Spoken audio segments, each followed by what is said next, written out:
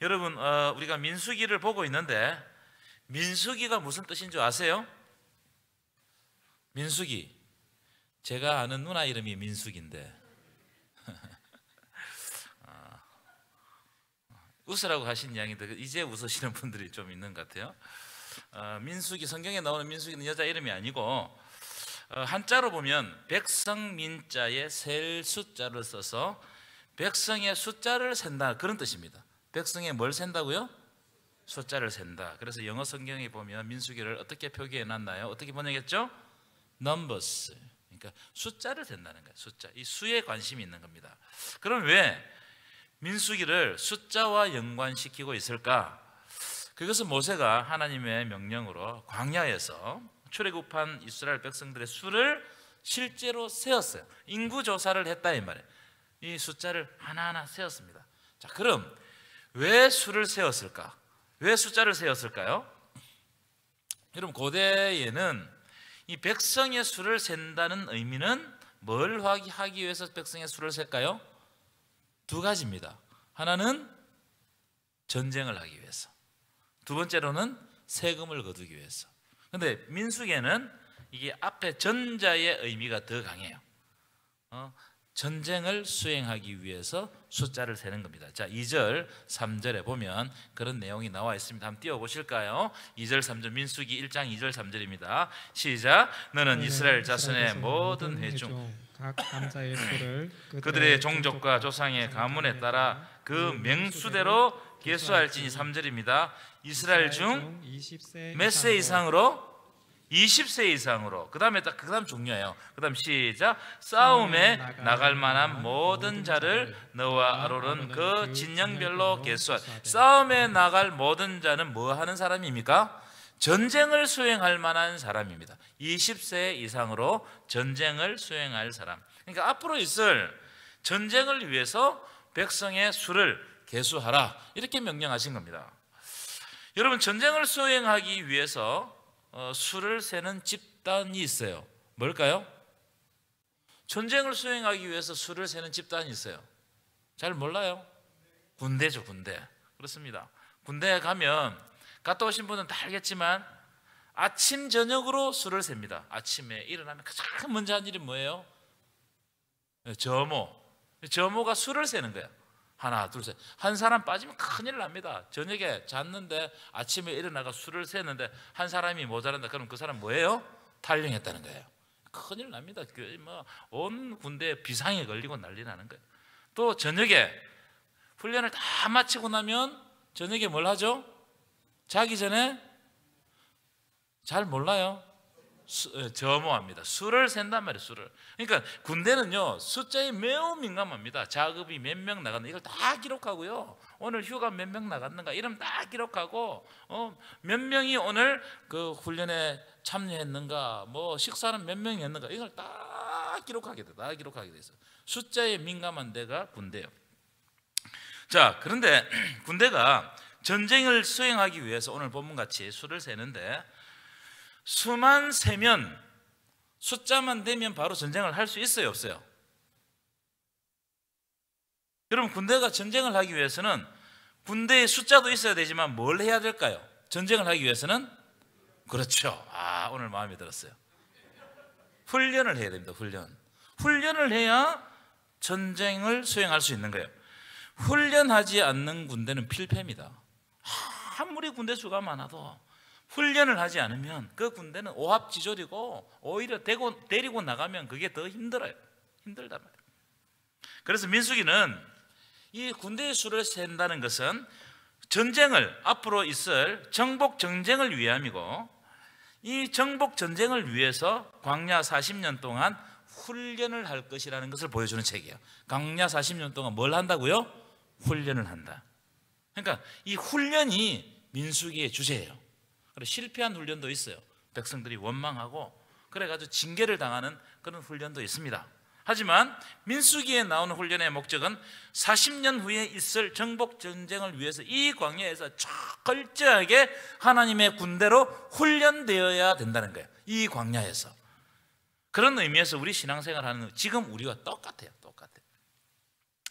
자, 민수기는 히브리어 제목을 보시면 이 훈련이 뭔지를 금방 알 수 있습니다. 히브리어 제목은 베미드바르입니다. 한번 따라합시다. 베미드바르. 히브리어를 한 번씩 한번 따라해 보는 게 좋아요. 다시 따라합시다. 베미드바르. 베미드바르가 무슨 뜻이냐면은 히브리어에서는 민수기, 우리는 민수기 이렇게 풀어서 썼습니다. 백성 민자에 셀 숫자. 그래서 백성의 수를 센다 이런 의미를 가지고 민수기 붙였어요. 근데 히브리어 성경에는 어떻게 제목을 붙였냐면은 베미드바르. 베미드바르가 무슨 뜻이냐? 광야에서라는 뜻입니다. 광야에서. 1장 1절 띄워 보십시오. 1장 1절. 히브리어에서는 가장 첫 번째 나오는 그 단어가 그 책의 제목이 돼요.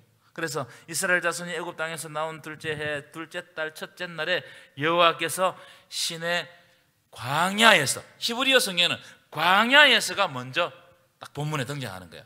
그래서 민수기는 히브리어 성경의 이름으로는 광야였습니다. 광야에서 뭘 한다고요? 훈련을 한다는 거예요. 광야에서. 광야의 삶은 우리가 하나님 안에서 훈련하는 삶이다.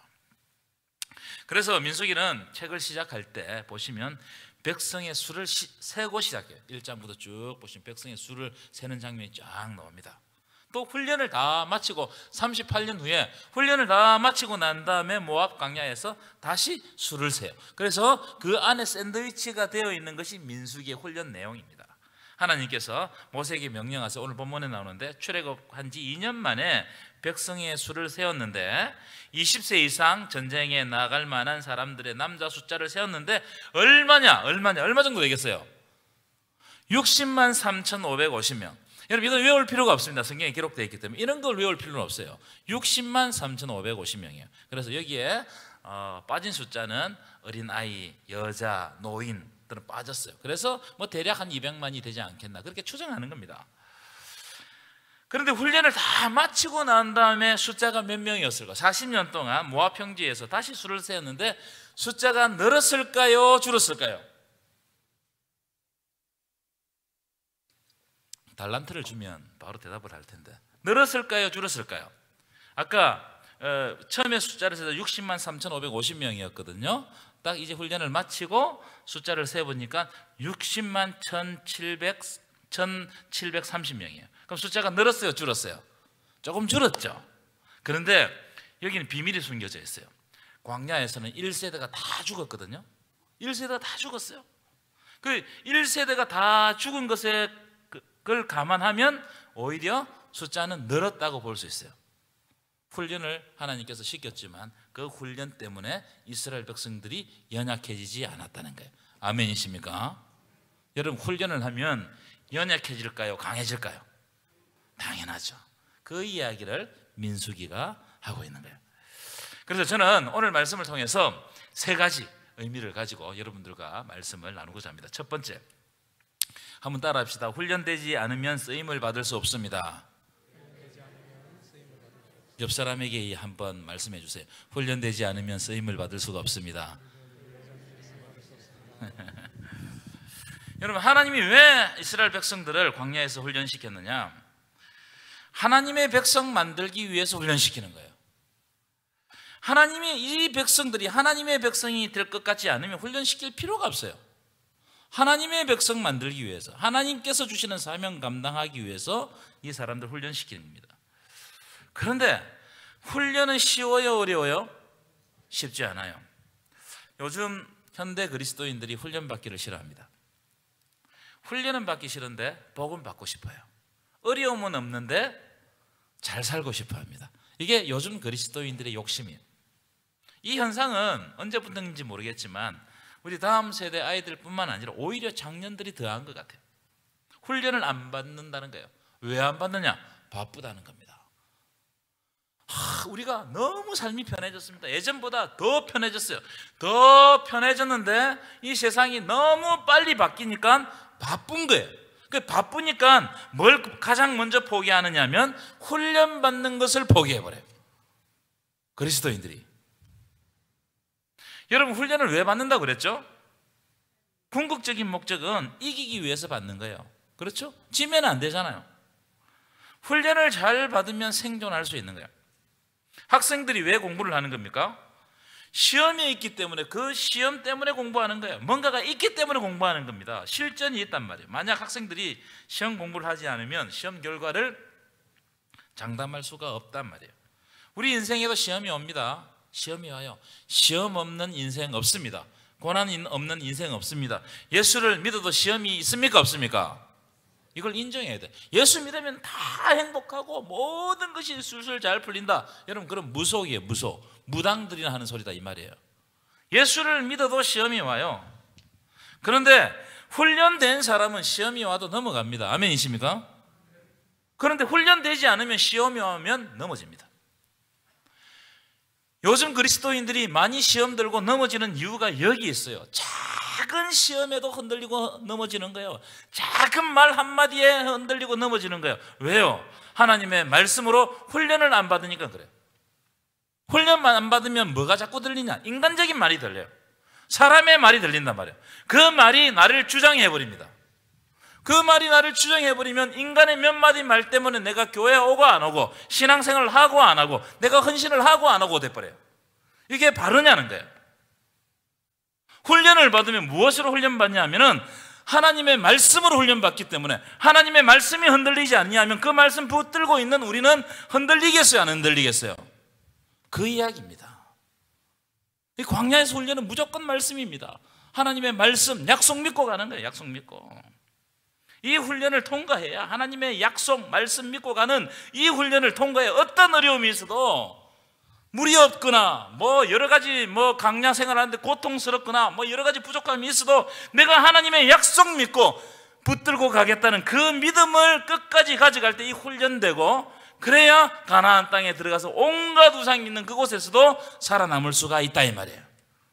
그러니까 훈련이 필요한 겁니다. 여러분, 세상에 쉬운 훈련이 어디 있겠어요?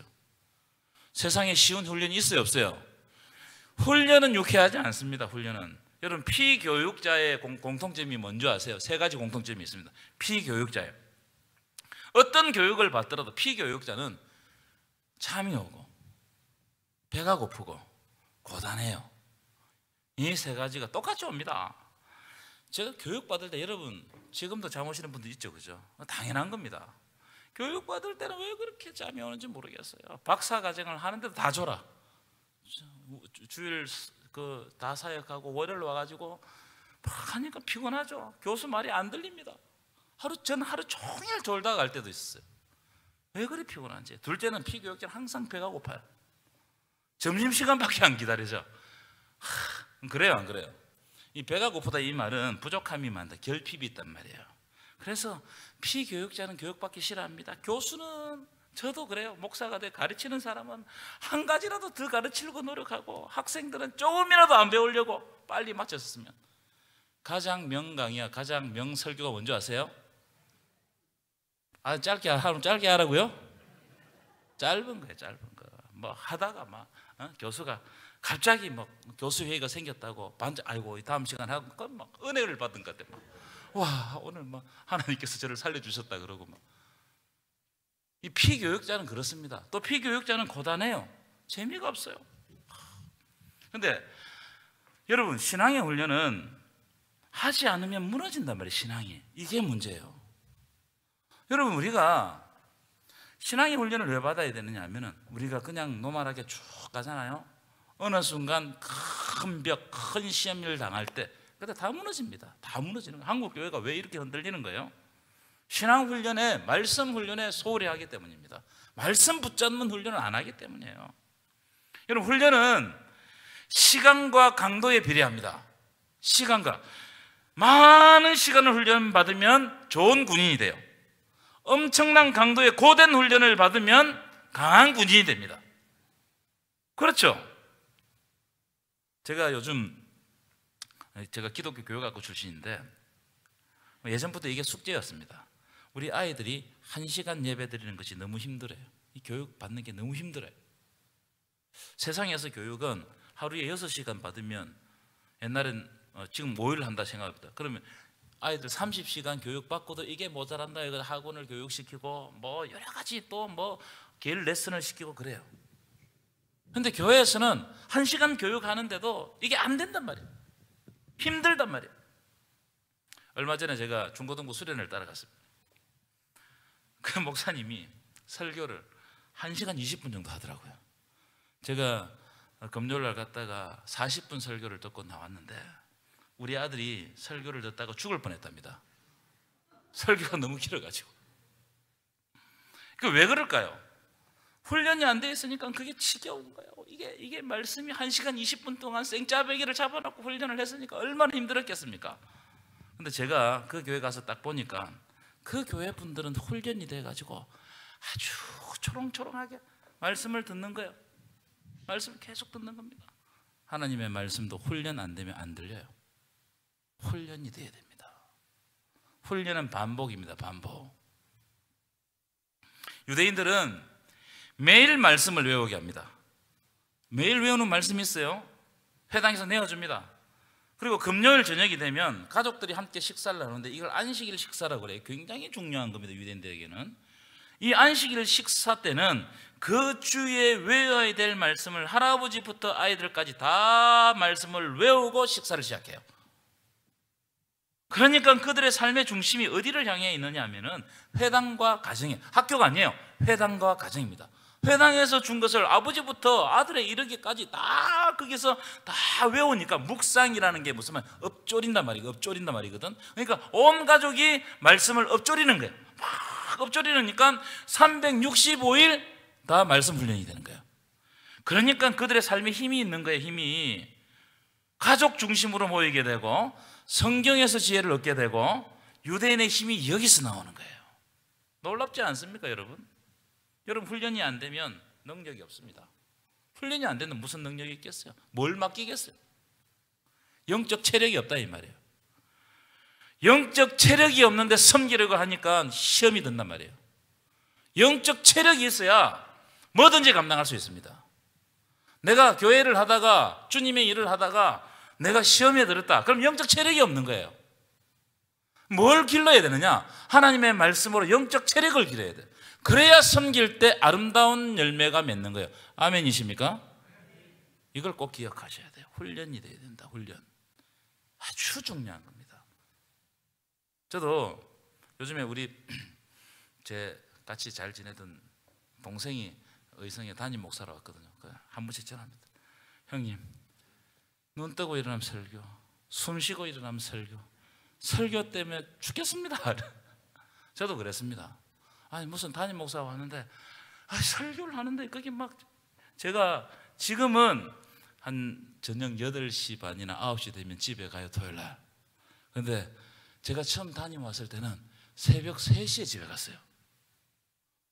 왜 새벽 3시에 집에 갔느냐 하면 내가 설교하는 걸 내가 이해를 못하면 성도가 어떻게 이해하겠냐 이거예요.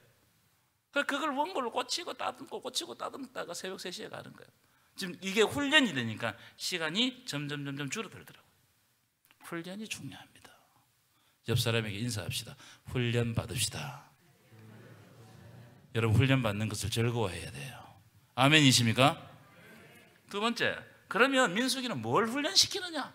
뭘 훈련시키느냐? 말씀 훈련인데 민수기는 어디를 바라볼 것인가를 훈련시켜요. 어디를 바라볼 것인가? 자, 그림을 하나 보여주실까요? 이 민수기를 딱 보여주는 아주 중요한 그림이에요. 이 무슨 그림이냐면 이스라엘 백성들이 광야에서 이 천막을 치는데, 텐트를 치는데, 장막을 치는데 성막, 회막, 성막을 중심으로, 교회를 중심으로 텐트를 치는 거예요.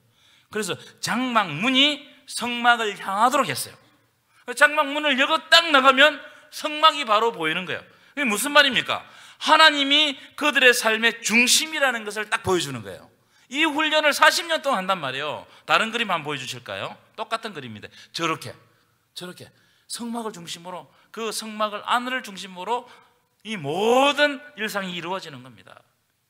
무슨 말이냐? 눈을 뜨면 어디를 바라봐야 되냐면 눈을, 이걸 알게 하는 거예요. 40년 동안 눈을 뜨면 하나님이 임재하시는 곳을 중심으로, 하나님의 말씀이 선포되는 곳을 중심으로 삶을 영위해야 된다는 거예요.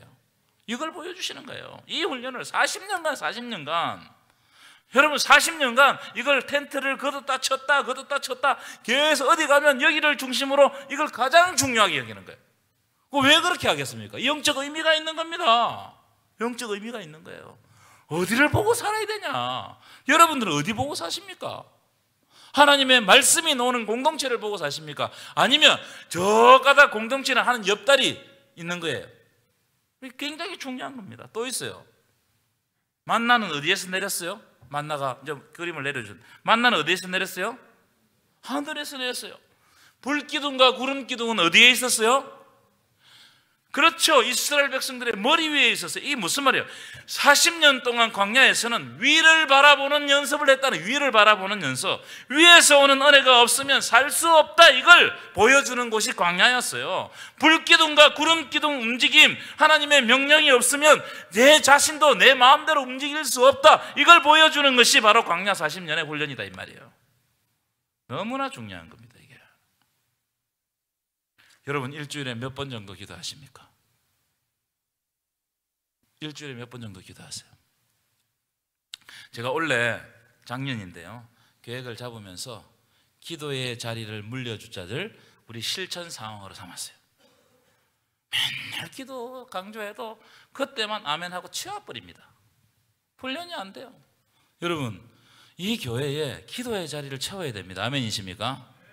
그러면 기도의 동력자를 만드셔야 돼. 기도하면서 한 사람씩, 하나님, 이 사람에게, 우리 교회 사람이지만 네가 내 대신해 가지고 나를 이어서 함께 기도하고 이 자리를 채워가자. 거기에서 하나님의 능력이 여러분 드러나는 겁니다.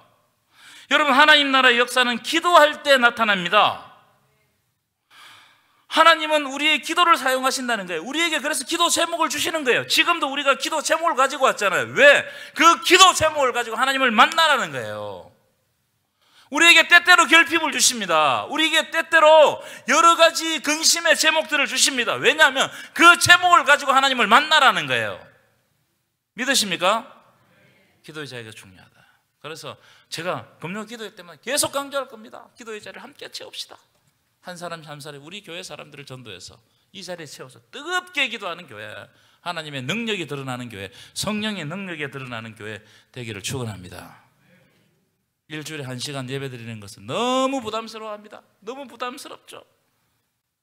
여러분, 예배 시간이 줄어드는 것만큼 교회는 망가집니다. 히브리서 기자가 뭐라고 이야기했어요? 모이기를 피하는 어떤 사람들의 섞은 것까지 하지 말고 모이기를 힘쓰라고 그랬어요. 계속 모여야 됩니다. 이 모닥불이에요, 모닥불. 우리 모닥불처럼 모였어요. 그래서 또 흩어지면 이 불이 연약해질 때쯤 되면 다시 모여서 그걸 하나님 안에서 불을 받고 뜨겁게 마음을 만들어 가지고 세상 가운데로 나가야 되는 거예요. 이게 초대교회의 성령 운동이다, 이 말이에요. 중요합니다. 멀어지면 안 됩니다. 가까워집니다. 세 번째로는 민수기의 훈련은 순종에 대한 훈련인데, 이 부분은 앞으로 나오는 이야기들을 가지고 제가 말씀을 전할 거고, 세 번째 주제는 뭘 말씀드리려고 하냐면, 그럼 우리가 광야의 훈련을 하면 어떤 일이 발생하는가, 이것만 살펴보고, 잠시 살펴보고 우리 기도하도록 하겠습니다. 여러분, 그 찬양 가운데 광야를 지나며라는 찬양 아시죠? 광야를 지나며. 한번 가사를 한번 띄워보실까요? 가사, 광야를 지나면 가사 제가 읽어드릴게요. 왜 나를 깊은 어둠 속에 홀로 두시는지, 어두운 밤은 왜 그리 길었는지. 우리 인생이 그래요. 이게 광야단 말이에요. 나를 고독하게, 나를 낮아지게, 세상 어디에 기댈 곳이 없게 하셨네. 세상 기댈 데가 없어요. 완전 광야예요. 허벌판. 이번 주에 그 창세기 28장 야곱의 마음입니다. 그 다음 보시면 광야에 서 있네. 내가 광야에 서 있네. 내가 혼자 있는 것 같아. 그런데 이 광야는 어떤 곳이냐? 주님만이 내 도움 되시고, 주님만이 내 빛이 되시는, 주님만이 내 친구 되시는 광야라는 거예요. 아멘이십니까? 주님 손 놓고는 단 하루도 살 수 없는 곳, 광야. 그 광야에 내가 서 있다는 거예요. 주께서 나를 사용하시려, 나를 더 정결하게 하시려 나를 택하여 보내신 그곳이 광야라는 거예요. 성령이 나의 영을 다시 태어나게 하는 곳, 내가 훈련받아서 고통 가운데서도 다시 하나님을 만나고 새로 태어나는 이곳이 광야. 이 광야에 내가 서 있는 거예요. 내 자아가 산산이 깨어지고 높아지려고 했던 내 꿈도 하나님 앞에 내어놓고 내려놓고 오직 주님 뜻만 이루어지기를, 나를 통해 주님만 드러나기를 소원하는 곳이 광야라는 거예요. 여러분, 광야는요 하나님이 함께 하시는 자리예요. 여러분, 광야 훈련 힘들죠? 이 광야라는 곳이 생명이 없고 결핍이 있고 부족하고 얼마나 답답한지 몰라요. 그런데 이 광야에서는 하나님이 반드시 우리와 함께 하십니다. 우리를 놓지 않는 거예요. 우리를 도우시는 거예요. 우리에게 힘 주시는 거예요. 우리와 동행해 주시는 거예요. 아멘이십니까? 여기가 광야다. 그래서 여러분, 광야의 훈련을 받는 것을 두려워하지 마십시오. 주님께서, 하나님께서 정권적으로 동행해 주시는 거예요. 정권적으로 내 삶에 간섭해 주시는 거예요. 내가 어려운 순간에, 내 삶이 퍼져 있을 때, 내가 외로울 때, 힘이 들 때, 내 힘으로 안 될 때, 그때는 진짜 주님이 역사하시는 시간이다. 그래서 광야에서, 이 광야라는 것은 하나님 없이 살아갈 수가 없는 곳이 광야예요.